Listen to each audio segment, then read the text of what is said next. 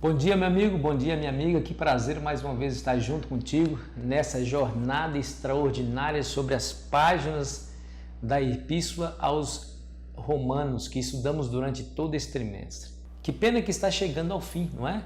Estamos chegando ao fim desse estudo extraordinário e quantas coisas nós aprendemos. Bom, você sabe que os gentios sempre foram parte do plano de Deus. Os judeus que não entenderam, os judeus que confundiram tudo, achavam que a salvação era somente para eles. Eles de fato receberam a incumbência, a responsabilidade de serem luz para os gentios, porém se fecharam no seu mundo. Agora o apóstolo Paulo é o apóstolo aos gentios e os gentios agora são chamados ao evangelho. Porém, os gentios faziam parte de um mundo que não se preocupava tanto com as questões relativas ao cristianismo. O que o cristianismo se preocupava não era fonte de preocupação para eles.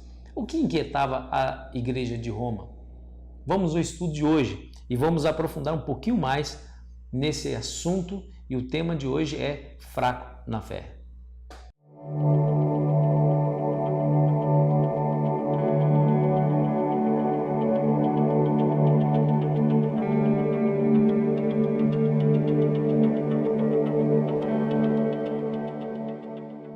Leia comigo o que está escrito em Romanos 14, versículo 1 a 3.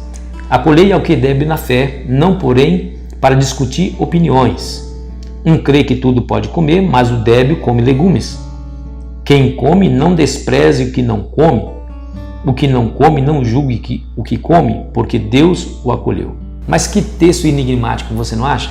Paulo está dizendo aqui sobre aqueles que julgam que podem comer de tudo, e aqueles que são débeis, e ele usa a expressão débil na fé, come legumes. E o que o Paulo queria dizer com isso? Deixa eu dizer uma coisa para você. Olha aqui para mim.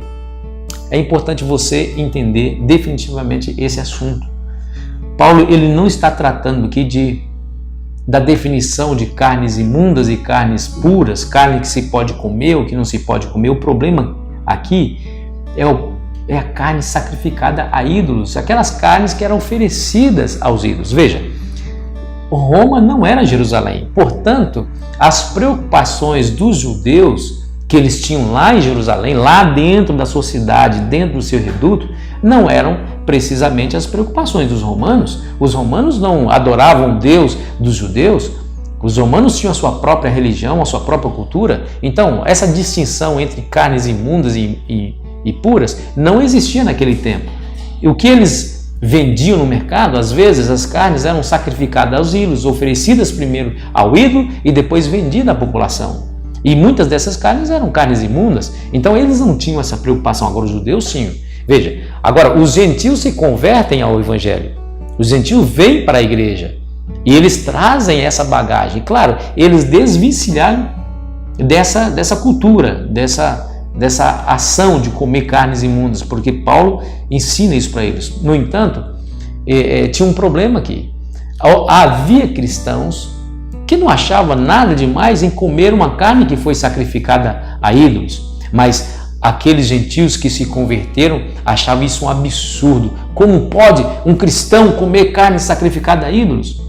Qual era o argumento do cristão em comer esse tipo de alimento? Parece que o problema aqui é o mesmo problema de Corinto. No capítulo 8, versículo 4, o apóstolo Paulo diz o seguinte: no tocante à comida sacrificada a ídolos, sabemos que o ídolo de si mesmo nada é no mundo e que não há senão um só Deus. Esse é o argumento dos que comiam livremente dessa carne. Eles diziam, o ídolo não é nada, ele sacrificar essa carne ou oferecer essa carne a uma estátua, isso não vai influenciar em nada a minha fé. Eu poderei comer livremente porque há um só Deus e esse Deus é que nós adoramos.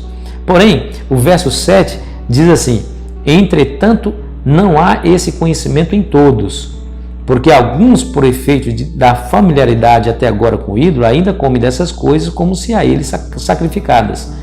E a consciência deste, por ser fraca, vem a contaminar-se. E o apóstolo Paulo conclui: não é a comida que nos recomendará a Deus, pois nada perderemos se não comermos e nada ganharemos se comermos. Percebeu isso? Esse é o argumento do forte na fé. Ele dizia o seguinte: essa carne aqui não tem problema nenhum em comer, só porque foi oferecida a ídolos. O ídolo não é nada, o ídolo é uma estátua feita por mãos humanas. Se eu comer, isso não vai interferir na minha fé, isso não vai prejudicar a minha fé em nada. Porém, havia aqueles irmãos que tinham consciência muito sensível. Talvez a palavra débil aqui poderia ser trocada pela palavra sensível. E uma coisa sensível, se há de convir comigo, é algo fraco, algo frágil, que pode ser quebrada facilmente. Então, aquele que tinha essa consciência sensível, ele pensava assim: se essa carne foi sacrificada ao ídolo, se essa carne foi oferecida ao ídolo, então eu prefiro comer legumes. Agora, Paulo, no capítulo 14 de Romanos, ele fala sobre a tolerância que devemos ter em relação às opiniões divergentes ou diferentes. A carne sacrificada ao ídolo não contamina ninguém, isso é fato. Porém, havia aqueles que se ofendiam em ver outros cristãos comendo dessa carne. A consequência aqui é que eles se sensibilizavam com isso e se escandalizavam com isso. Bom, capítulo 14, verso 4 de Romanos, o apóstolo Paulo diz: quem és tu que julgas o servo alheio? Para o seu próprio Senhor está em pé ou cai, mas estará em pé porque o Senhor é poderoso para o suster. Aqui está a essência de um bom relacionamento. Não ficar julgando as pessoas porque eles pensam diferente de nós. E a razão para nos julgar, segundo esse texto que acabamos de ler, é que quem nos mantém em pé, quem nos sustenta, é o próprio Deus. Tanto aquele que tem a consciência forte, como aquele que tem consciência sensível. Todos nós estaremos de pé se nós estivermos sob a graça de Deus. Deu para entender, querido? O que Paulo fala aqui não tem nada a ver com distinção de carnes imundas ou carnes puras. O que ele está dizendo aqui é sobre a tolerância que devemos ter sobre aqueles que encaram questões diferentes, divergentes na igreja. Como que você deve tratar aqueles que pensam diferente? Com respeito, com tolerância. Ele diz assim: acolhei o débil na fé. Ou seja, aquele que tem essa consciência sensível de que não pode comer determinadas coisas, essa pessoa deve ser acolhida na fé, com respeito, com amor, com mansidão. Eles têm o seu espaço, eles precisam ser respeitados. Se assim a sua consciência o acusa, permita que eles vivam de acordo com os ditames da sua consciência. Entendeu? Que Deus te abençoe nesse dia, amigo. A lição de hoje, talvez você poderia levar no coração, ame as pessoas, independente do que elas pensam, se elas pensam diferente de você ou não. Ame-as, respeite-as e as tolere em nome do Senhor Jesus. Que Deus te abençoe. Tenha um ótimo dia.